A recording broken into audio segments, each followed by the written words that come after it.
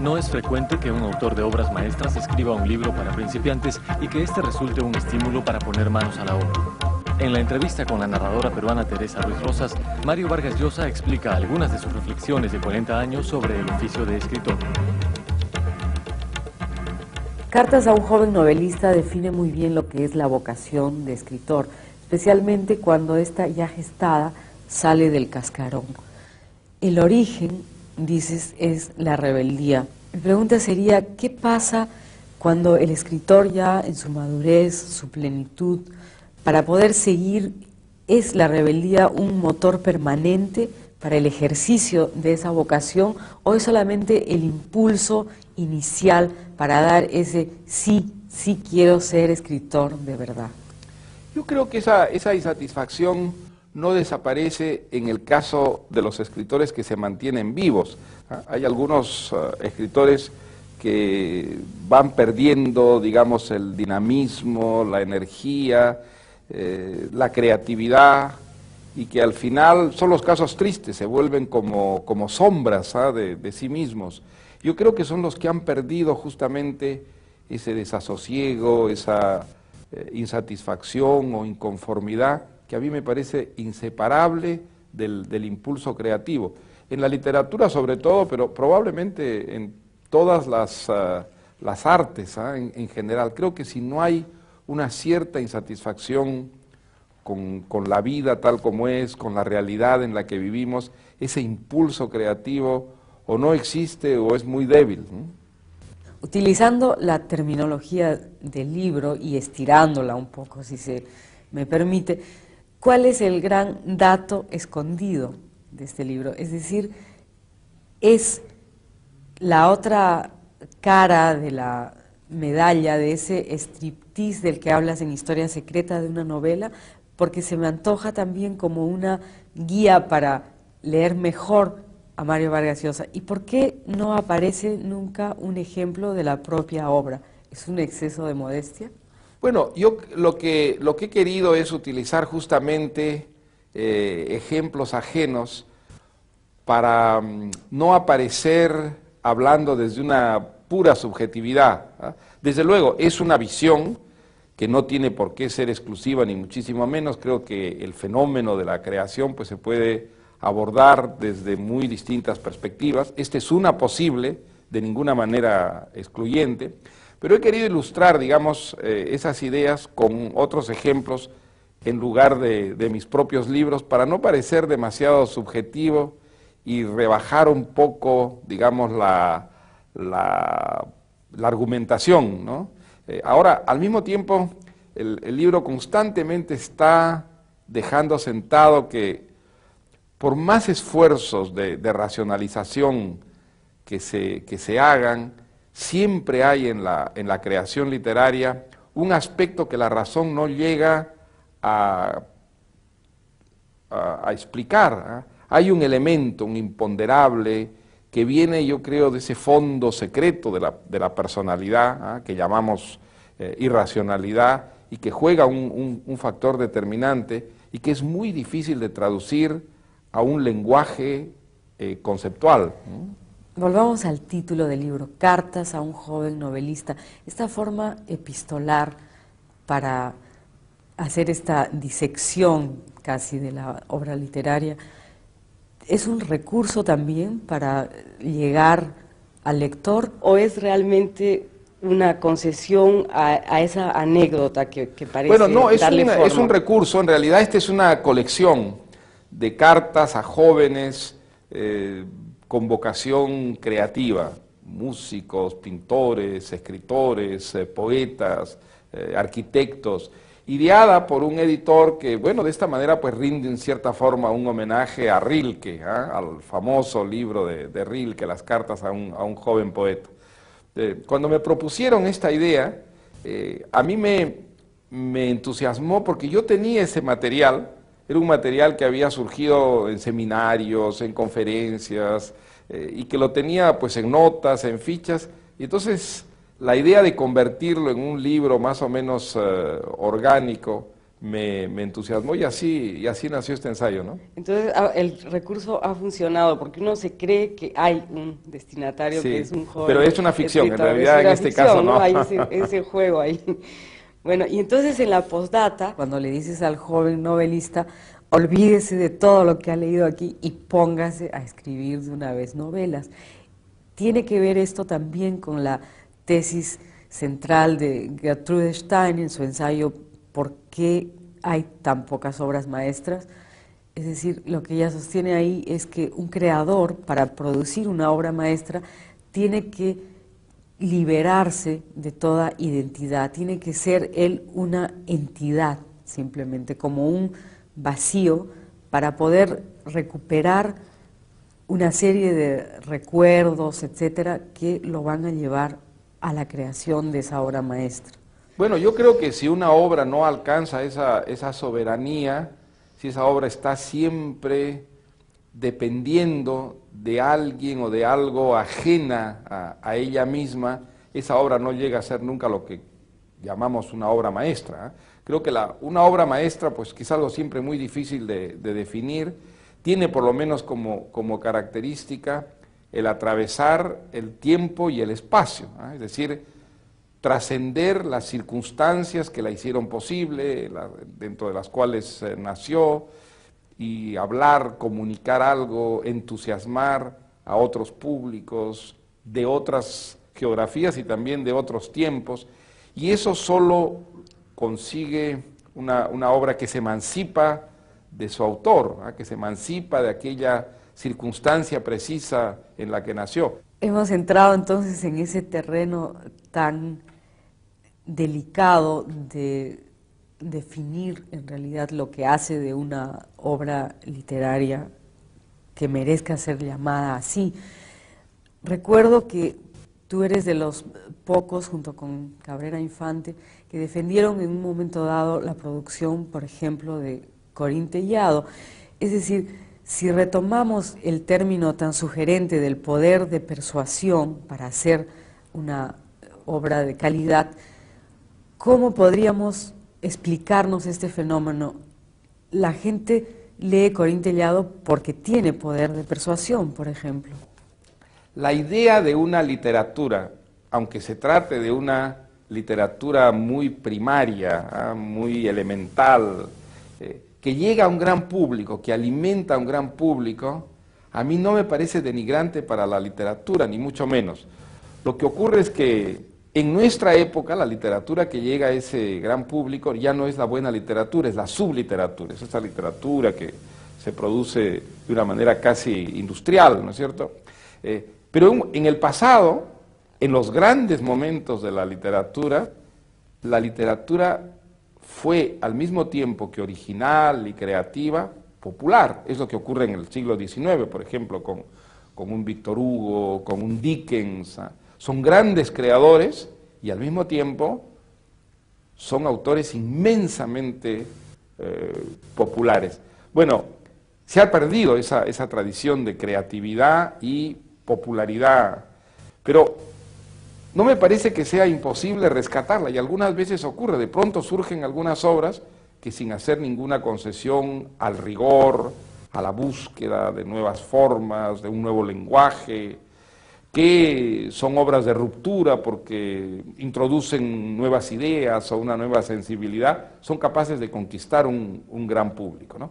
Creo que esa es una visión de la literatura perfectamente defendible, a no ser pues que nos resignemos a que la literatura sea una actividad puramente marginal, una literatura de catacumbas, algo que a mí me parece muy peligroso porque eso puede llegar a convertir a la literatura en una actividad casi artificial y privar al común de la humanidad de una fuente riquísima de conocimiento, de formación de sensibilidad y también de inconformidad, que es lo que es la gran literatura, ¿no?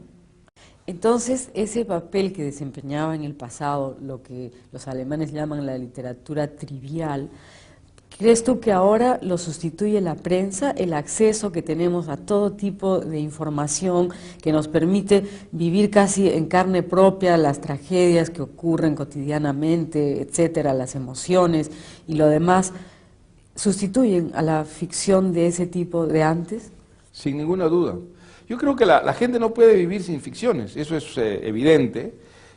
Lo que ocurre es que en un momento de la historia era sobre todo la literatura la gran suministradora de ficciones, la que satisfacía ese apetito de otra vida, de una vida distinta, paralela. En nuestra época no, en nuestra época con la literatura compiten desde luego los medios audiovisuales, que son naturalmente el cine, la televisión, la radio, desde luego la prensa del corazón, por ejemplo, la prensa chismográfica o la prensa de escándalo, que tiene un público tan enorme, en realidad está suministrando una forma de ficción. Y la propia literatura, en cierta forma, se ha bifurcado en nuestra época.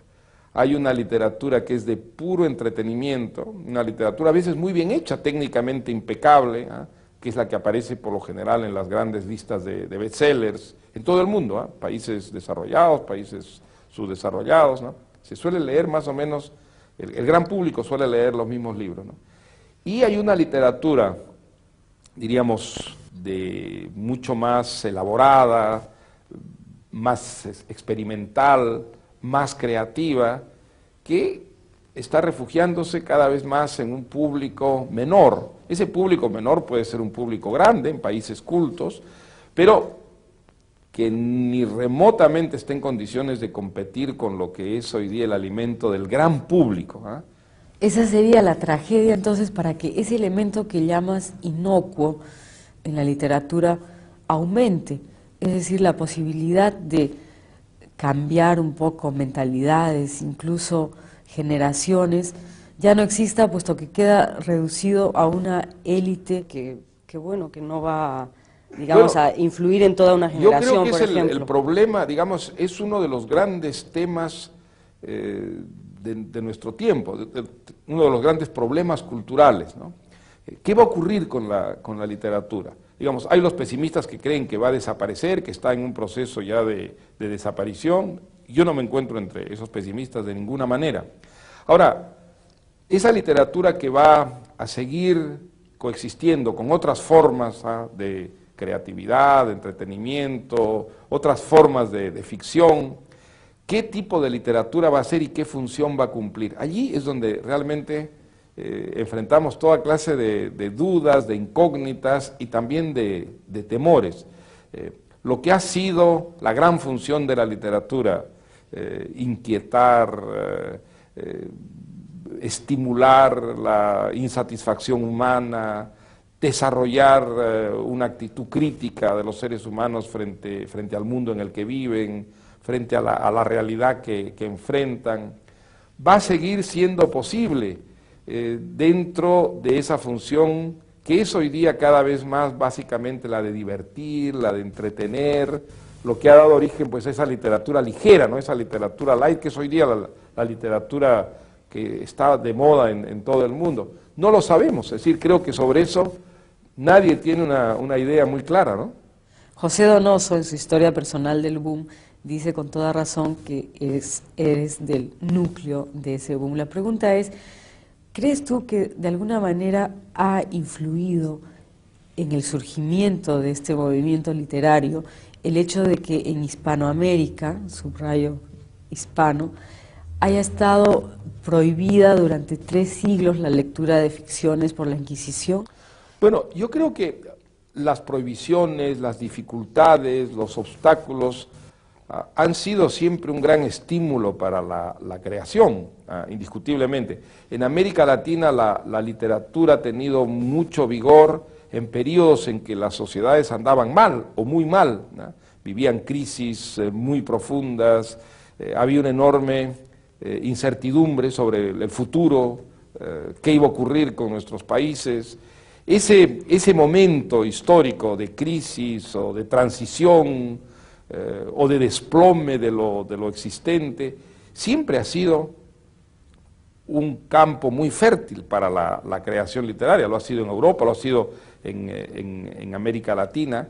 Creo que es uno de los factores indiscutiblemente, ¿no? Ahora, al mismo tiempo, hoy en día es interesante el fenómeno. En América Latina hay una situación mucho más estable. La confrontación interna en las sociedades no ha desaparecido, por supuesto, porque hay toda una problemática todavía muy intensa, pero se ha atenuado considerablemente porque hay unos cauces mucho más institucionales donde esas dificultades se expresan.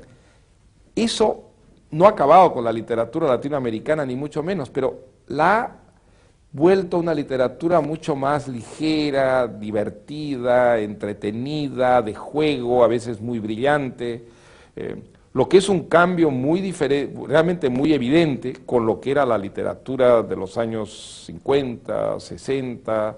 Hay un cambio que indudablemente tiene que ver con el estado social, histórico, por eso yo no creo, como creen algunos estructuralistas, que la literatura es un campo aparte, sin contacto con la vida, un texto que solamente remite a otros textos. No, yo creo que la vida, la historia, la sociedad influyen muchísimo y repercuten en el fenómeno de la creación y del arte en general, ¿no?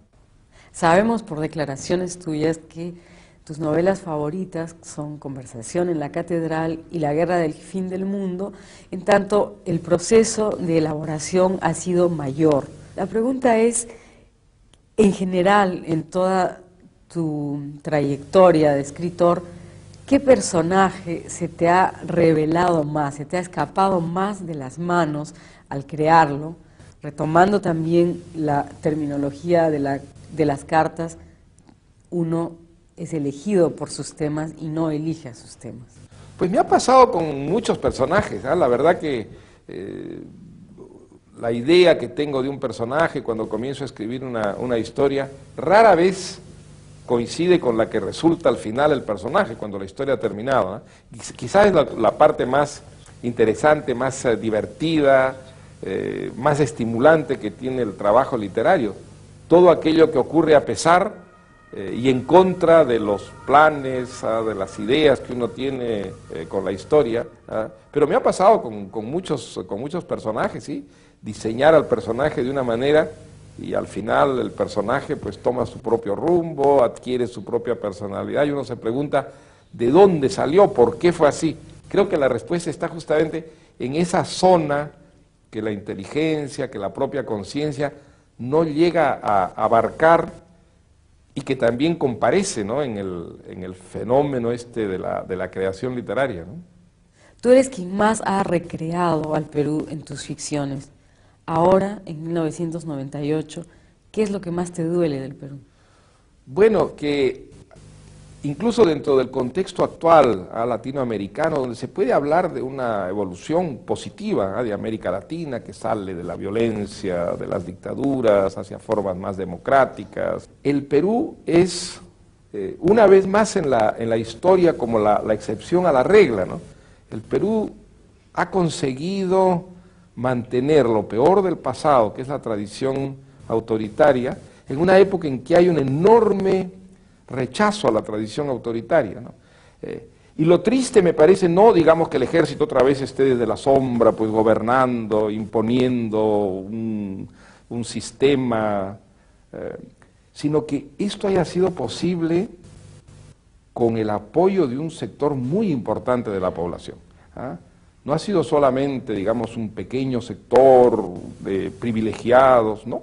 Ha habido sectores muy amplios, de clases medias, incluso de clases populares, que parecen resignados a aceptar un sistema que es la desgracia de nuestra historia, la fuente principal, digamos, del sufrimiento, de la explotación, de la violencia que ha padecido el Perú, ¿no?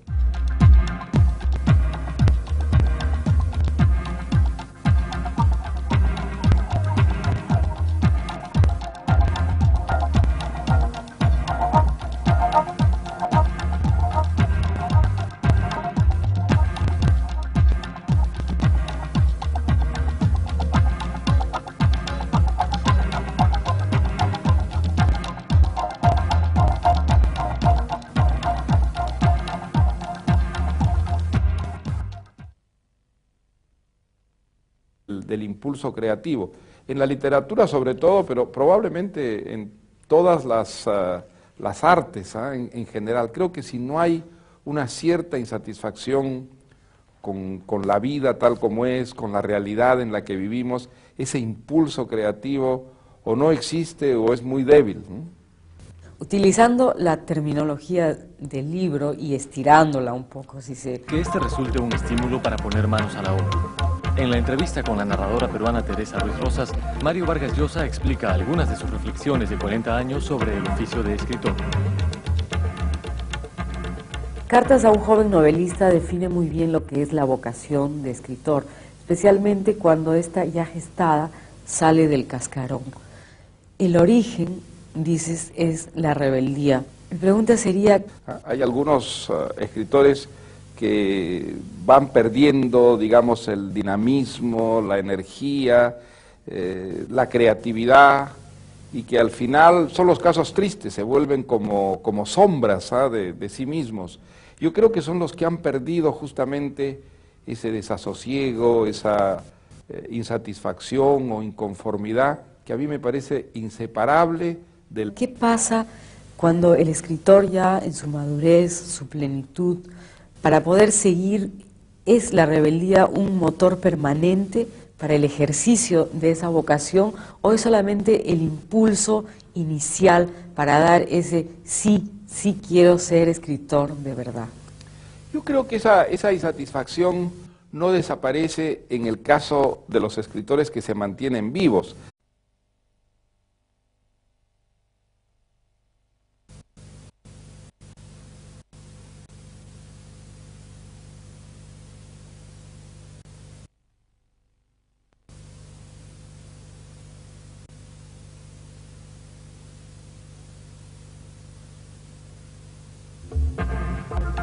No es frecuente que un autor de obras maestras escriba un libro para principiantes y